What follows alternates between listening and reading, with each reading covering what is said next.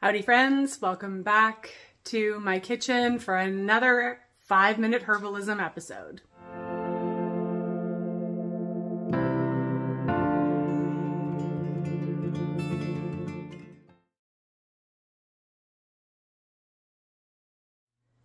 I'm excited to bring you another 5-minute herbalism video where we bust the myth that it takes a lot of time to practice herbal medicine. Because I don't believe that at all. If you haven't seen my first video, I'll make sure to link it below so you can check that out too. But they're not interconnected. That's something else that I really wanted to focus on too, that it didn't matter which one of these 5-minute herbalism episodes you found, they're still going to be relevant, easy to do, and something that you'll be able to pull off in under 5 minutes.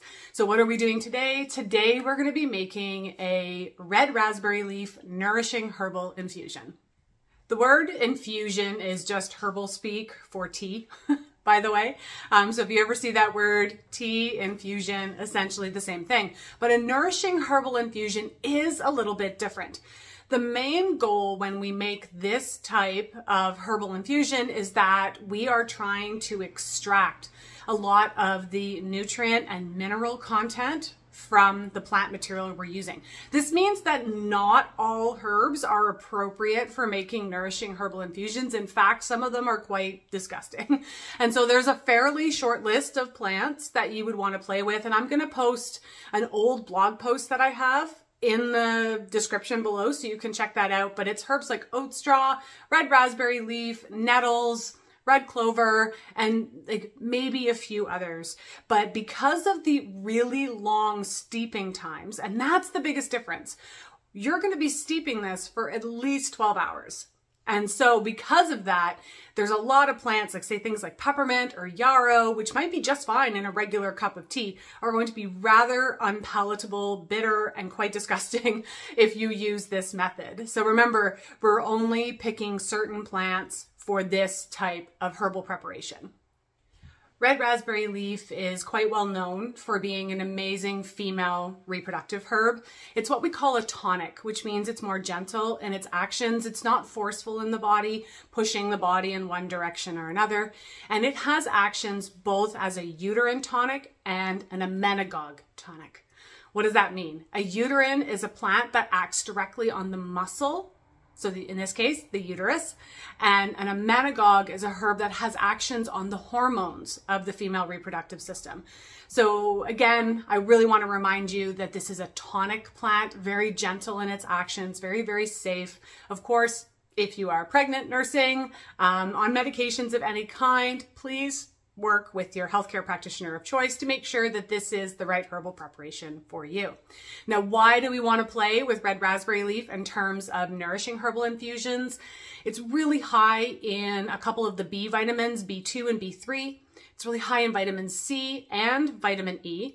But it's where its mineral content is that I get really excited, because it's got amazing calcium levels, zinc, selenium, phosphorus, potassium, and iron. And so when we do these longer steeping times, we're actually pulling a lot of those minerals out. And so you get this really, that's why they're called nourishing herbal infusions, because it's a really nutrient dense beverage. You still, of course, get the medicinal properties of the plant, but now you have all those added benefits of the minerals and vitamins that come along with it. Side note, friends, if you want to learn more, like in way deeper detail, and you want to learn more about plants and how to use them in things like tinctures and how to formulate with them and support all the different systems in the body, I invite you to check out Weavers of Plant Wisdom. That is my monthly membership platform where we go into greater detail of all things herbs. It is designed for pretty much anyone.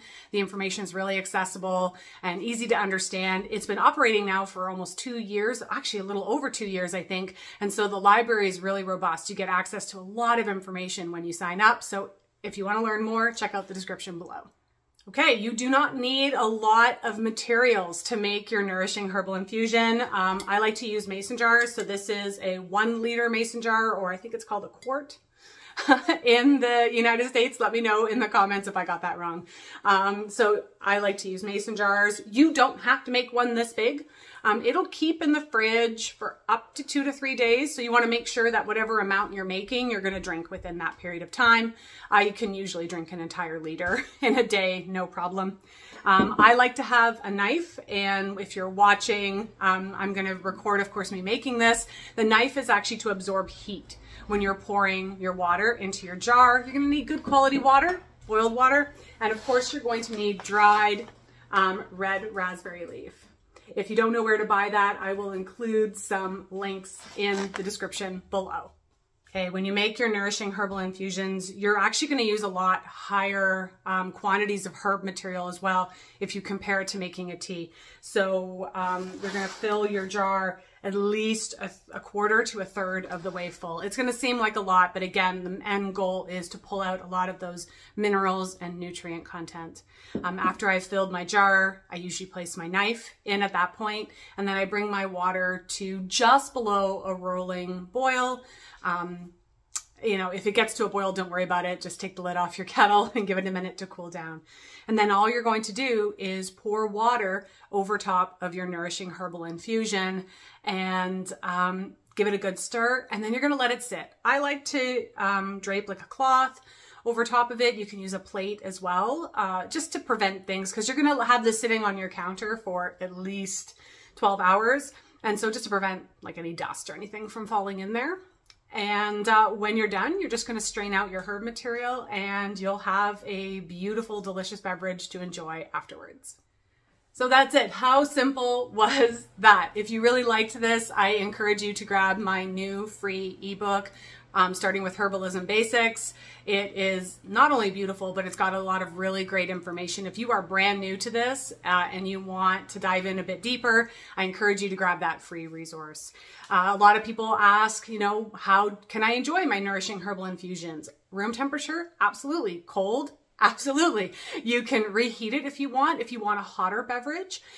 In the case of red raspberry leaf, it's actually really tasty with a little bit of lemon juice, freshly squeezed lemon juice added, so you can do that as well. I don't usually sweeten mine, but of course you do you. Now, if you've got any questions, comments, please leave those below. Don't forget to grab my free ebook. If you do enjoy my content, I encourage you to give this video a thumbs up and a like.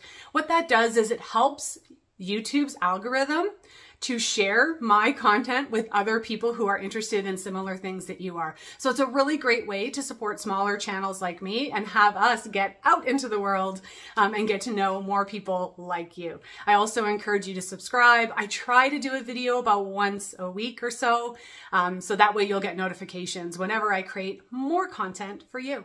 So until next time, this is Corinne from Spiraea Herbs, wishing you health and wellness.